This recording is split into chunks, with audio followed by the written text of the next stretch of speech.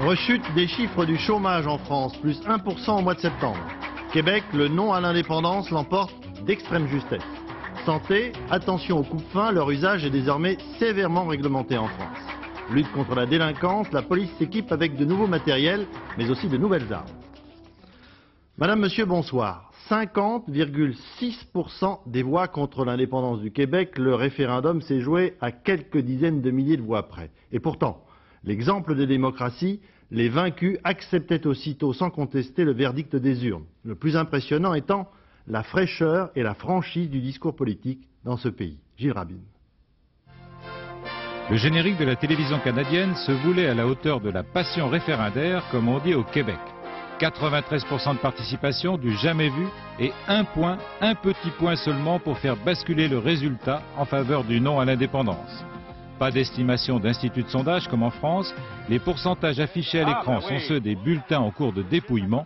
Le compteur tourne en permanence, le suspense est total.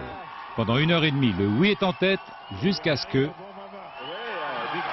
Le non vient de prendre l'avance, hein, vous avez remarqué? Oui, l'avance, M. Bélanger. Oui, on arrive au bon moment. 6 000 voix, 6 400 voix. Est-ce que c'est le pire qui pouvait arriver, ça, une marge aussi serrée comme ça pour vous? Est-ce que c'est un cauchemar? C'est sûr que quand c'est serré comme ça, c'est pas plus facile après, c'est évident. Les oui et les non, nez à nez, comme disait hier soir le présentateur canadien, la fin d'un vieux rêve, l'échec d'un combat de 25 ans pour le Premier ministre du Québec, Jacques Parizeau, que son épouse, Lisette Lapointe, essaie de consoler. Avec succès, apparemment. C'est raté, mais pas de beaucoup. Bon, ben dans un cas comme ça, qu'est-ce qu'on fait? On se cache dans les mains et on recommence! Le oui a perdu, mais avec un score aussi serré, le non a-t-il vraiment gagné? Les fédéralistes d'Ottawa ne se rendent pas compte que le régime fédéral canadien n'a jamais été aussi fragile que ce soir. Ils n'ont rien compris à ce qui vient de se passer. Le Canada ressort plus ébranlé que jamais de ce référendum. Aveu du Premier ministre fédéral canadien, Jean Chrétien, francophone, mais chef de file du non.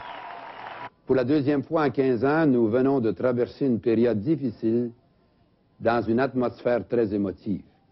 Il nous faut maintenant envisager des solutions innovatrices pour ne plus jamais retomber dans une pareille crise existentielle.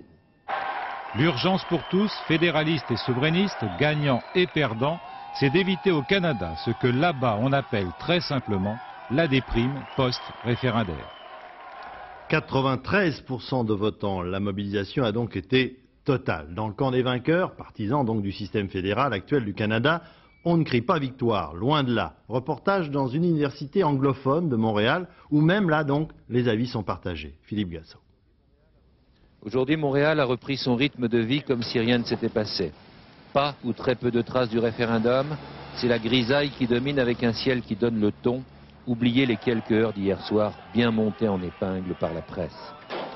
L'université McGill, en plein Montréal, reflète l'impression générale d'une empoignade fratricide, d'une division évitée de justesse, d'une séparation idéologique totale.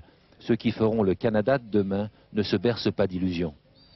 Moi, ce que je voulais, je ne veux pas nécessairement me séparer du Canada. Ce que je veux, c'est du changement. J'ai peur qu'en étant perdant, un petit peu, ils oublient. Il y a 3 jours, ils nous aimaient beaucoup. J'espère qu'ils vont continuer à faire ce qu'ils disaient. C'est très bien, mais j'ai un petit peu peur pour ça. J'ai voté non. Mais vous devriez être contente et pourtant vous ne semblez pas heureuse. Je ne suis pas heureuse parce que je crois en la cause séparatiste française. Je crois juste que le prix était trop élevé. Pas beaucoup d'entrain à la cafétéria, comme si l'on s'attendait à une mauvaise surprise, une mauvaise nouvelle. Personne ne triomphe. Est-ce que selon toi, le référendum va changer quelque chose? Oui, je pense que oui. C'était 50-50 presque.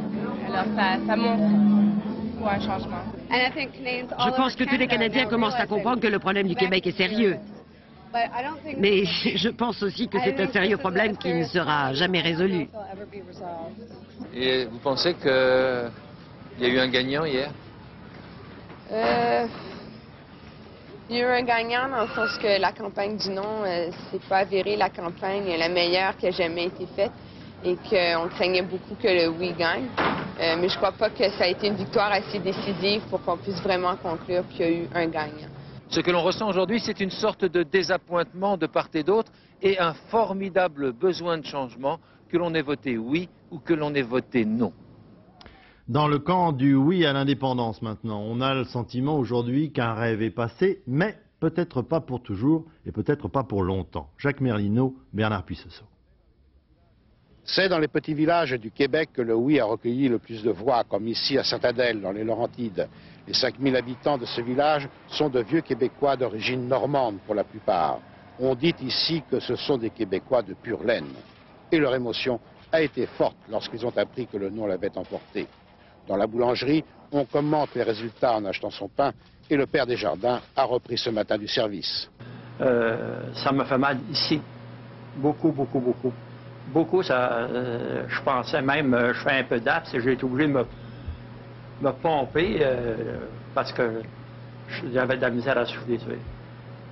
Et pourquoi cette émotion si forte? J'aurais voulu que le peuple québécois ait un pays vraiment à lui. Votre famille est arrivée quand au Québec? En 1668. Donc ça fait combien de générations? Moi, je suis la 10e, puis j'ai mon fils, 11e, puis mes petits-fils, 12e génération. Je présume que là, le Canada, faut qu'il bouge. Faut qu'il y ait du changement, ils n'ont pas le choix. Avec un vote aussi serré que ça, là, si ça ne bouge pas, la prochaine fois, on s'en va. Il dit que le Canada peut faire quelque chose pour que nous, on soit reconnus comme un peu distinct des autres provinces. En bon descendant de Normands, les Québécois savent très vite transformer une demi-défaite en demi-victoire. Les habitants de Saint-Adèle, ici en tout cas, se plaisent à souligner qu'avec plus de 49% de oui, plus rien ne peut être comme avant dans les rapports entre le Québec et le Canada. Retour en France, le Premier ministre, M. Alain Juppé, qui est également maire de Bordeaux, s'est rendu cet après-midi sur les lieux des affrontements d'hier, qui avaient opposé commerçants et artisans du CDCA aux forces de police et qui ont fait d'importants dégâts matériels. Dès cet après-midi, 16 militants, 16 manifestants passaient en jugement. Gilles Marinet, Bernard Bonnard. 24 heures après l'émeute, Alain Juppé constate les dégâts. C'est dans une tour près du centre-ville, à côté de la préfecture, qu'un commando du CDCA a provoqué un incendie qui a détruit le 6e étage et gravement endommagé le reste de l'immeuble avant d'être maîtrisé. Le feu a été maîtrisé au bout d'une heure et quart. Occasionnant 2 pompiers qui ont été brûlés dans l'attaque par les escaliers au moment où la lance qui était sur l'échelle a propulsé le feu vers l'arrière du bâtiment. Je sais que vos hommes et leurs officiers ont été particulièrement efficaces et courageux. Merci, monsieur le Premier ministre. Je voudrais bien les féliciter de ma part. Les 2 bâtiments incendiés hier après-midi abritaient les bureaux des caisses d'assurance des commerçants et artisans, cible privilégiée pour 2500 manifestants qui devaient ensuite faire le siège de l'hôtel de ville, protégé par 400 CRS et gardes mobiles. Les affrontements violents ne cesseront qu'aux alentours de minuit. On relèvera 29 blessés, essentiellement parmi les forces de l'ordre qui procéderont à 83 interpellations. Ce soir, Alain Juppé a qualifié le comportement du CDCA de folie furieuse et tracé les limites du dialogue. Je suis prêt à discuter des problèmes du commerce et de l'artisanat. Je l'ai déjà fait, je le répète, des mesures importantes ont déjà été prises, on peut en prendre d'autres, mais à condition que ça se passe autour d'une table de négociation et sûrement pas dans la rue. Ces violences doivent cesser. Et je le répète, que la grande majorité, que l'immense majorité des commerçants et des artisans se fassent entendre parce qu'ils savent qu'il n'y a aucune voie de solution de ce côté-là. En fin d'après-midi, 16 des manifestants interpellés hier soir étaient déférés à la justice. Alors le sigle CDCA signifie Confédération de défense des commerçants et artisans. C'est un mouvement créé à Montpellier et relativement peu connu du grand public. Le CDCA s'inscrit, disons, dans la continuité d'une certaine forme de poujadisme, du Sidinati, de Gérard Nicou, mais il entretient également des relations mal définies avec certains membres ou certains groupes d'extrême droite. Sébastien Vibert, Claude Barnier. Louis de Micheli est un petit commerçant de Montpellier. Membre de la CDCA, il n'approuve pas les violences, mais dit les comprendre, la colère coincée dans la gorge. Les violences qui ont été engendrées hier sont des violences qui sont, aujourd'hui, je vais dire, presque normales, parce que certains sont arrivés au bout. Ce ras-le-bol et cette amertume, Christian Pousset a décidé de les exploiter. Il est à la tête d'une organisation plus proche d'une entreprise que d'un syndicat. La CDCA compte 220 000 adhérents, commerçants, artisans, paysans, professions libérales, cotisation annuelle par personne, 1000 francs. Elle offre à ses adhérents 2 services. D'abord, une aide juridique pour leur permettre de ne pas payer leurs cotisations sociales qu'ils contestent. Ensuite, un contrat d'assurance privée qui remplace la Sécu. Mais Christian Pousset se veut aussi homme de terrain et porte-parole. On ne connaît pas leur réaction. Et je pense qu'aucun responsable ne pourra arrêter effectivement le désarroi de ces commerçants et des artisans qui aujourd'hui n'ont plus la possibilité de payer leurs charges sociales. Cette colère, Christian Pousset l'organise habilement dans la rue. Manifestations musclées, saccage de caisses de sécurité sociale, les nettoyages comme il dit, ou séquestration d'huissiers. Il ne renie pas non plus la présence de membres d'extrême droite dans son organisation. Et son discours s'en prend aux technocrates, à l'État, aux hommes politiques corrompus. Il assure ne rien partager avec le programme social du Front National et se dit proche des idées d'Alain Madelin. Aujourd'hui, la CDCA et ses méthodes extrémistes a le vent en poupe. La Commission des comptes de la Sécurité sociale a présenté officiellement aujourd'hui son rapport. 64,5 milliards de francs de déficit en 1995. La Commission a par ailleurs détaillé les causes de ce déficit. Ce jour même, on apprenait que les dépenses d'assurance maladie en France avaient continué d'augmenter le mois dernier, plus 0,7% au mois de septembre. Pascal Golomer, Jean-Dominique Lamy. 2 tomes et plusieurs centaines de pages pour faire un état des lieux, celui de la sécurité sociale en bien piteux état, si l'on en croit les conclusions que présentait cet après-midi la commission des comptes réunie au grand complet. Avec un chiffre qui sonne comme un échec. Plus de 64 milliards de francs de déficit en 95, 10 milliards de plus que l'an dernier. Et la moitié provient de la branche maladie, 36,6 milliards précisément. C'est que les dépenses ont dérapé plus que prévu. À l'hôpital, qui engloutit une part énorme du budget, plus 5,8%. Plus 5,8% aussi pour les médecins, avec des hausses d'honoraires et davantage de consultations. Record pour les dépenses de médicaments, plus 8,5%. Tout cela est bien supérieur aux limites négociées avec les professions de santé et le gouvernement de dénoncer les dérives. Je demande, bien sûr, à ceux qui sont responsables dans les conventions, qui sont des représentants syndicaux, de prendre conscience de leurs responsabilités à l'égard de leurs confrères et de la nécessité de faire eux-mêmes une police qui doit être efficace à l'intérieur de la profession. Mais les caisses de retraite aussi creusent leur déficit. Des dépenses en augmentation et des recettes très dépendantes de la reprise de l'emploi. Déficit qui se creuse enfin pour les caisses d'allocation familiale. Chiffre alarmant, le gouvernement lui veut équilibrer les comptes de la Sécu dès 1997 et ce sont des mesures douloureuses qu'Alain Juppé présentera au Parlement dans 15 jours. Oui. Et dès ce soir, Madame Elisabeth Hubert, le ministre de la Santé, a indiqué qu'il n'y aurait pas de revalorisation des honoraires des médecins de ville l'année prochaine, en 1996. Et M. Juppé a indiqué par ailleurs, pour montrer l'importance du débat, qu'il engagerait la responsabilité de son gouvernement après, à l'issue du débat, sur les problèmes de la protection sociale en France. Rechute du chômage également dans notre pays. Après une longue série de chiffres à la baisse, environ 1 an, faible mais réel, depuis donc septembre 1994, pour le 2e mois consécutif, c'est la hausse, plus 1% au mois de septembre, pour être précis, plus 28 200 chômeurs. Sophie Jouve. Pendant 17 ans, Christiane a travaillé dans l'informatique. En 1991, elle est licenciée économique et depuis, c'est la galère. Je cherche donc sur les journaux, je regarde dans les bureaux d'intérim, à la NPE aussi, je regarde, mais il n'y a rien. Ils cherchent toujours, ce que je reproche, c'est sur les journaux, quand je vois quelque chose, mais ils demandent des jeunes de 25, 30 ans, mais à partir de 40 ans, c'est fini, quoi. Et ce ne sont pas les derniers chiffres du chômage qui pourront la réconforter. Après 1 an d'embellie, les statistiques repartent à la hausse. Il y a eu 28 200 chômeurs de plus en septembre, soit 1% d'augmentation. Aujourd'hui, c'est 11,5% de la population active qui est à la recherche d'un emploi. Une mauvaise nouvelle qui s'explique en partie par le calendrier. La rentrée a incité un grand nombre de jeunes à s'inscrire à la NPE, à tenter leur chance. Plus inquiétant, l'activité économique se ralentit, l'investissement des entreprises flanche, les patrons ont le blues, un climat peu favorable à l'embauche. Mais le gouvernement est optimiste. Pour lui, la tendance reste à l'amélioration du marché du travail. Il voit d'ailleurs dans le tassement du chômage longue durée l'effet de son contrat Initiative Emploi. 92 000 personnes ont déjà été embauchées grâce à cette formule. Ça dit, cet après-midi, le Premier ministre lui-même reconnaissait que ces chiffres du chômage pour septembre étaient mauvais. Et dans les couloirs de l'Assemblée nationale, c'était le principal sujet de discussion entre députés. Jeff Wittenberg, Daniel Lévy. On ne finasse pas avec un mauvais chiffre. Face à celui du chômage des jeunes, le plus inquiétant, Alain Juppé avoue presque son impuissance, en tout cas son embarras. La seule formule qui fonctionne bien, c'est le contrat d'apprentissage. En revanche, les autres dispositifs mis en place semblent peu efficaces. Il faut donc que nous les revoyions et que nous imaginons d'autres formules d'insertion des jeunes dans la vie professionnelle. Rien de bien gai, l'ambiance s'en ressent dans les couloirs de l'Assemblée. Les députés de la majorité scrutaient une éclaircie dans le ciel économique. Ils restent désespérément maussades. En première ligne, les proches d'Édouard Balladur et les membres de l'UDF. Certains constats résonnent comme de vraies critiques. Le mouvement de reprise et d'embauche qui s'était esquissé sous le gouvernement de M. Balladur et qui s'était prolongé quelques mois est aujourd'hui en panne. Ces chiffres sont graves.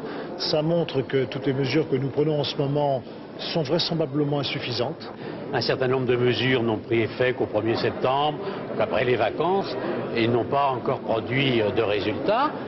Il faudrait donc de la patience. L'opposition, elle, n'en a pas. À gauche, c'est une politique d'ensemble qui est dénoncée. On ne vide pas l'océan avec une petite cuillère. D'un côté le CIE et de l'autre côté des plans de 10 000, 5 000, 30 000 suppressions d'emplois, à commencer par la SNCF. Bref, il y a des chiffres qui tombent mal pour une équipe en quête de popularité. Encore une journée grise pour le gouvernement et sa majorité. L'une des pistes souvent évoquées pour arriver enfin à réduire le chômage est celle des emplois de service qui manquent beaucoup en France. Exemple choisi en cette veille de Toussaint, un RMiste de Marseille qui a créé sa propre entreprise. Inattendu, il se charge, à la demande, de l'entretien des tombes des différents cimetières de la ville. Patrice Velay, Hervé Maury. Sabri Deloum, 31 ans, son nouveau métier, nettoyeur de tombes. En un an, il a déjà trouvé 250 clients environ. À partir d'une idée simple, proposer un service nouveau et utile aux familles qui veulent garder leur tombe propre. Je lève tous les ornements qui sont dessus. Puis après, je commence à désherber, à dépoussiérer. Puis après, on peut commencer à laver, à rincer, sécher, lustrer. Et s'il faut, à la fin, on peut mettre des fleurs. Ce métier n'existait pas, Sabri l'a inventé. Le ras-le-bol du chômage et du RMI, quelques aides financières et il fonde une micro-entreprise, du travail comme patron. C'est une initiative personnelle qui peut être à la portée de beaucoup de gens, quoi. Seulement, il ne faut pas avoir peur de se lancer. Travailler, c'est important, surtout à l'heure actuelle, où il n'y a plus trop de travail. Yvan a confié la tombe familiale à Sabri Deloum avant la Toussaint. Pour lui, ce service de proximité est le bienvenu, gain de temps et de qualité. Il le fait pour sa grand-mère. Devant le manque de temps, le manque de moyens de venir au cimetière, il est plus pratique de faire nettoyer son monument et d'arriver le jour de Toussaint en le trouvant propre, quoi. Marseille compte 21 cimetières, près de 50 000 tombes. L'initiative de Sabri Deloum a donc de beaux jours devant elle. Son rêve de nouveau patron, embaucher d'autres jeunes au chômage, comme lui, il y a un an. En bref, encore patronat et syndicats sont réunis depuis ce matin à Paris pour tenter de conclure un accord sur le temps de travail. Au centre des discussions, le principe de l'annualisation du temps de travail qui serait ensuite négocié branche par branche dans les différents secteurs professionnels. Et justement, à l'usine Straford de Sarrebourg en Moselle, qui fabrique du matériel de bureau, depuis 2 ans déjà, on pratique l'annualisation du temps de travail. De quoi s'agit-il? Il s'agit de répartir le temps de travail sur l'année de manière, disons, plus souple, afin de répondre aux à-coups de la production et permettre le maintien des effectifs. Christine Boss, Sylvain Gauthier. Chez Straford, on a beau être leader européen du mobilier de bureau, pas question de se reposer sur ses lauriers. Car si la position du groupe industriel reste confortable malgré la crise, c'est au prix de certains aménagements qui s'appellent modulation et annualisation du temps de travail. Depuis 1993, les 343 salariés de l'unité de Sarrebourg travaillent moins pour un salaire constant, 37h50 h par semaine, avec une flexibilité pouvant aller de 31 à 44 heures au gré des carnets de commandes. Donc ça nous permet d'être compétitifs au niveau des prix et surtout ça nous permet d'assurer un meilleur service aux clients. Il ne faut pas oublier que ce sont les clients qui doivent être servis les premiers en temps et en heure. Alors ça nous a donné énormément de flexibilité, on est capable de livrer sous 2-3 jours s'il faut et ça nous permet aussi d'avoir gardé nos effectifs. Un maintien de l'effectif rendu possible également par des mesures de temps partiel et par le développement de la polyvalence. Des arguments qui ont fini par convaincre les syndicats, sceptiques au départ. Mais bon, avec l'annualisation, on pense pas toucher à pas avoir de licenciement. C'est surtout ça. garantir l'emploi des salariés qui sont ici à Sarrebourg. Des salariés apparemment contents de leur sort car l'annualisation du temps de travail a permis d'aménager certains horaires de manière à les rendre plus compatibles avec une vie de famille. Quand on est en modulé négatif, on ne travaille pas le vendredi, c'est un avantage pour nous. En modulé positif, on travaille le samedi matin, mais la semaine, on travaille toujours les mêmes horaires, donc ça ne change pas beaucoup. C'est mieux encore, c'est moins fatigant, à mon avis, que les anciens horaires. Revers de la médaille, plus d'heures supplémentaires payées, plus de personnel intérimaire et pas de création d'emplois. Un prix que les salariés de Straford ont accepté de payer. Nouveaux incidents dans plusieurs banlieues de villes françaises la nuit dernière, comme à Grigny, la Grande Borne, dans l'Essonne. Plusieurs véhicules et cabines téléphoniques ont été incendiés. La police a décidé de se doter de matériel et d'armes, disons, mieux adaptés pour lutter contre cette nouvelle forme de délinquance, comme le fusil que l'on appelle le flashball. Pascal Doucet-Bon, Didier Guyot. Si vous êtes touché par une balle de flashball, vous ressentirez à peu près l'effet d'un coup de poing de Mike Tyson. Le flashball projette sur 30 mètres maximum ce petit ballon de caoutchouc. Il n'est pas censé tuer ou blesser, mais faire reculer et immobiliser. C'est fait pour neutraliser si on peut, mais au moins pour intimider, sans aller jusqu'à neutraliser, ne serait-ce que par son aspect et sa dimension et le bruit qui en résulte lorsque l'on tire. Je pense que c'est très dissuasif. Éventuellement, si on atteint son objectif, je pense que ça fait très mal et que l'agresseur doit s'arrêter rapidement. Pas de confusion, le flashball n'a rien à voir avec les balles de caoutchouc ou de plastique déjà utilisées en Amérique du Sud, en Irlande du Nord ou à Soweto.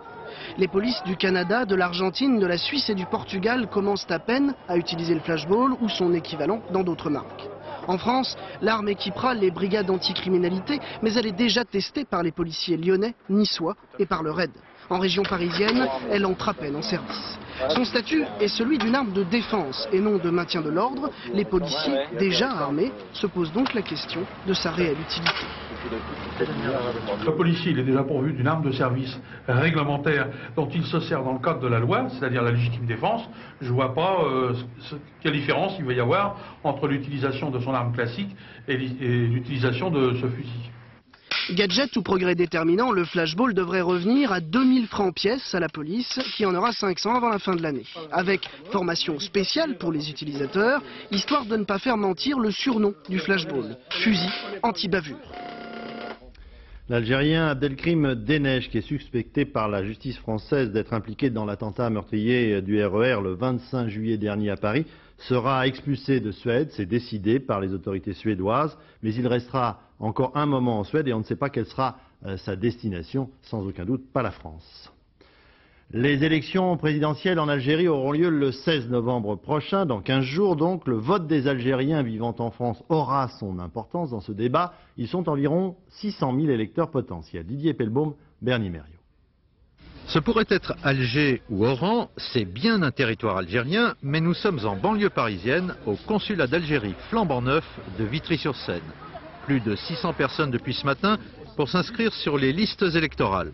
Pour pouvoir voter, certains viennent de Nevers ou d'Auxerre. Ce consulat couvre 5 départements. Personnellement, je voterai. Parce que c'est un boycott à chaque fois, je pense qu'il n'y aura jamais de début. Si on a envie de sortir de la crise qu'on vit, il faut absolument mettre tout le poids. Sur les panneaux s'affichent seulement 2 candidats sur 4, Boukrou et Sadi. Nahnah est absent et le comité de soutien au président Zerwal vient juste d'arriver. Pas de photos, seulement le programme. Forcément, ils n'ont pas encore l'habitude. Jusqu'à maintenant, je pense que ça se passe pas trop mal, vu l'expérience que nous n'avons jamais eue au niveau des élections, donc c'est la première fois. Pas de mesures de sécurité apparentes, on attend sagement son tour, un œil sur la télé algérienne, dans un calme parfait. Malgré la densité de la foule, l'organisation est sans accroc. C'est tous les jours comme ça, c'est un réel engouement que nous enregistrons pour ce qui est des demandes d'inscription sur la liste électorale.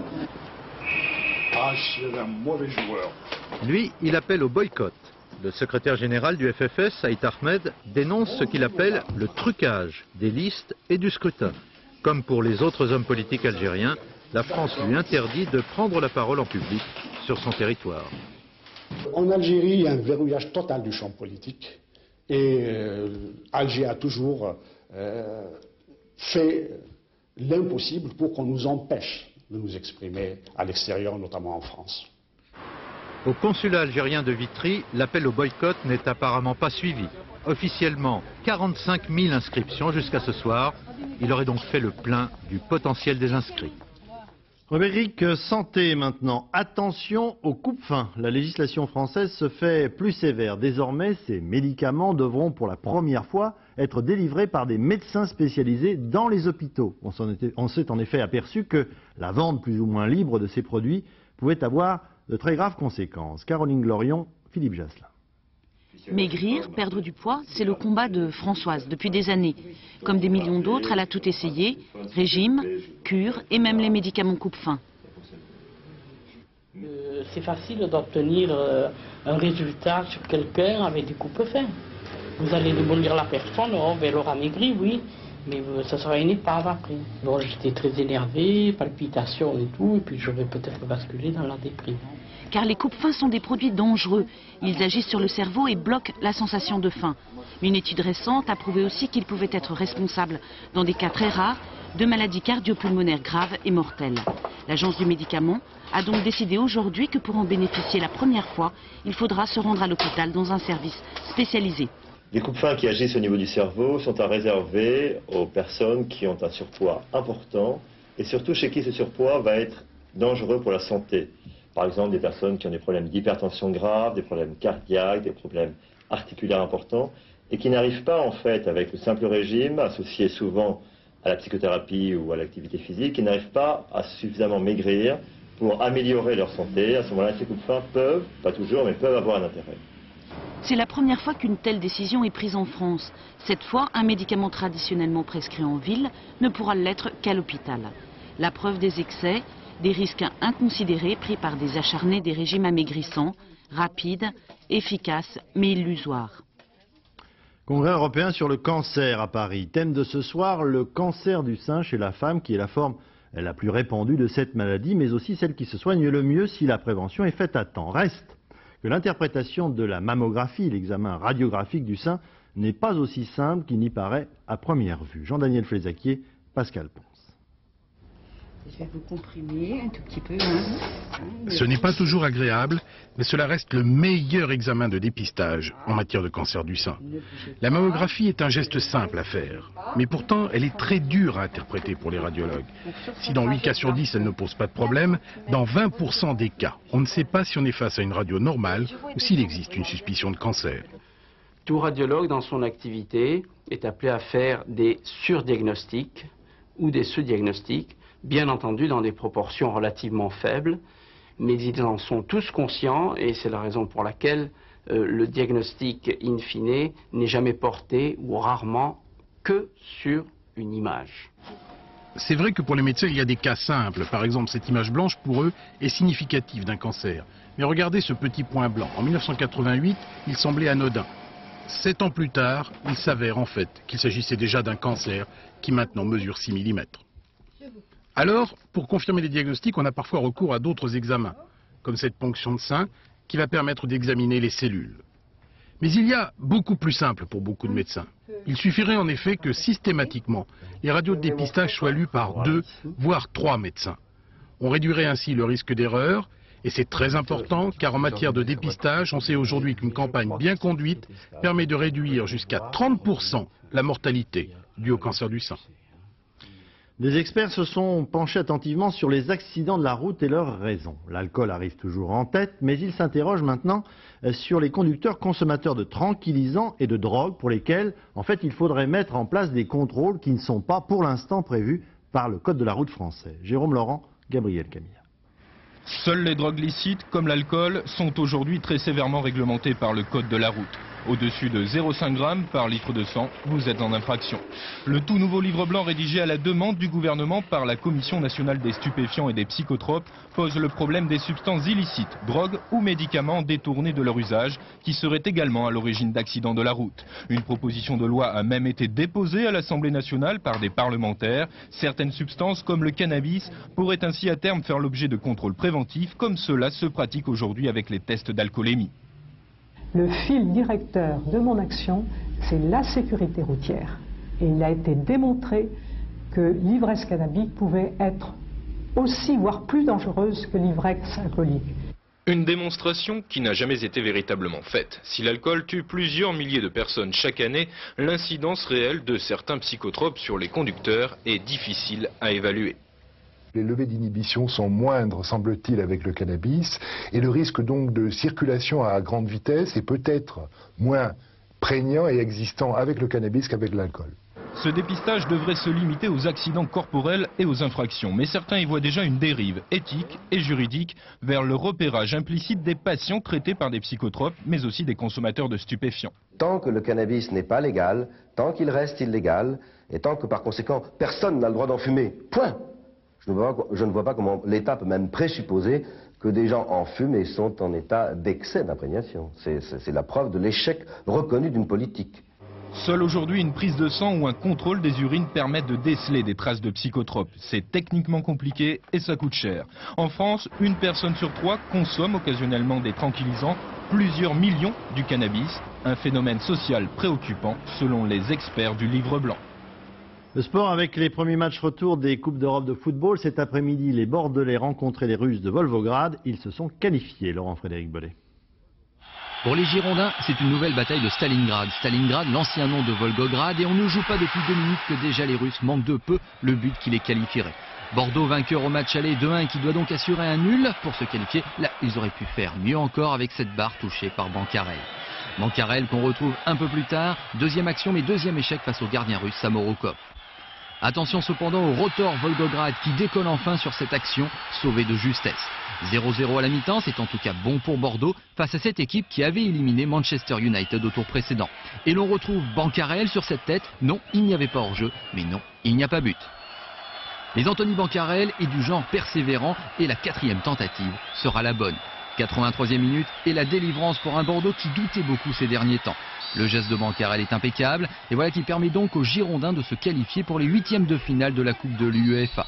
Bordeaux qui d'ailleurs n'a jamais perdu contre un club russe en Coupe d'Europe, une habitude plutôt sympathique.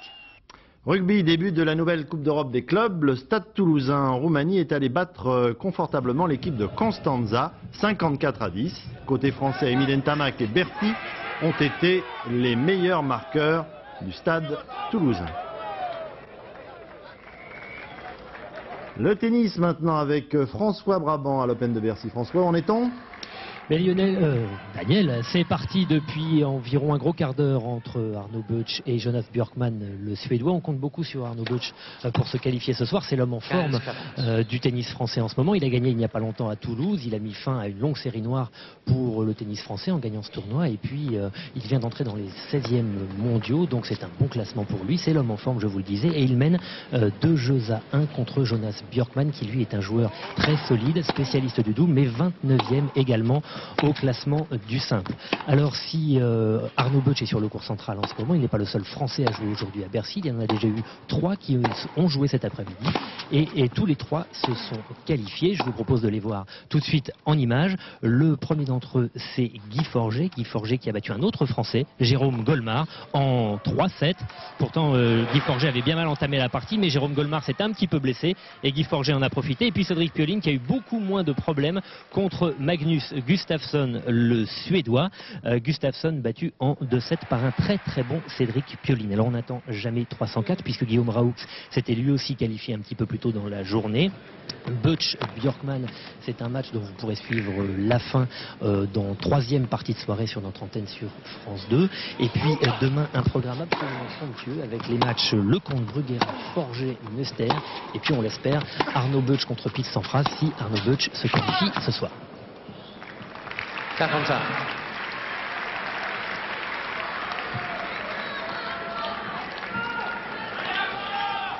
Merci François Brabant. Un accident plutôt stupide ce matin à Grenoble. Vous allez le voir, 9 personnes qui assistaient en spectateur à la destruction de cette cheminée d'usine par implosion. Eh bien, ces 9 personnes ont été légèrement blessées par des projections de gravats, vous les voyez également. Gravats et parpaings. Une enquête a été ouverte pour déterminer les causes exactes de cet accident, donc ce matin à Grenoble. C'est l'histoire du jour en quelque sorte, un petit coin de paradis au beau milieu d'un chantier, celui de la très grande bibliothèque de Paris. Un café très particulier et provisoire où se côtoient des diplomates et des ouvriers du bâtiment. Geneviève Moll, Jean-Louis Melin.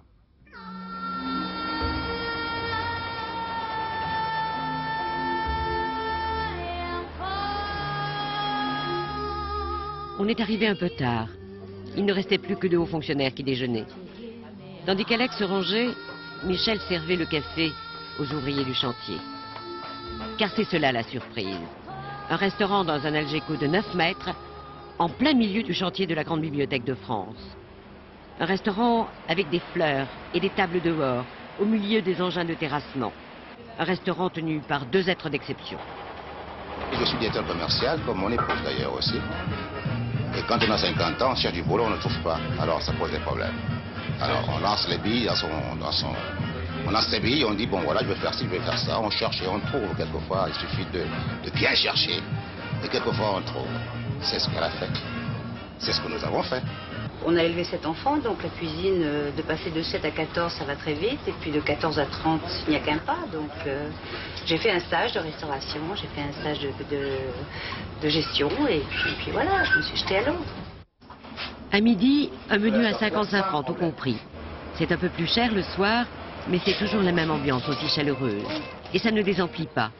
Les ouvriers du chantier, mais aussi les hauts fonctionnaires du ministère des Finances.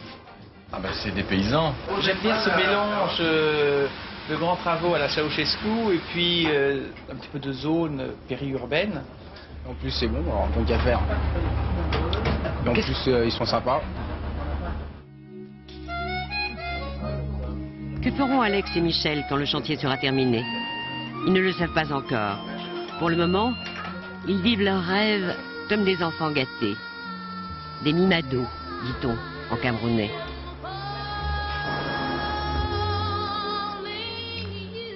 Voilà, dans quelques instants, la météo, 20h50 à ne pas manquer la deuxième partie du téléfilm sur l'affaire Dreyfus, 22h40, ça se discute, Jean-Luc Delarue, le dernier journal, ce sera aux alentours de 0h40 avec Philippe Lepay. À 7h50 demain, dans les 4 vérités, Gérard Leclerc recevra l'écrivain Marek Alter. 13h, Patrick Chen, quant à nous, on se retrouve à 20h. Je vous souhaite une excellente soirée sur France 2, à demain.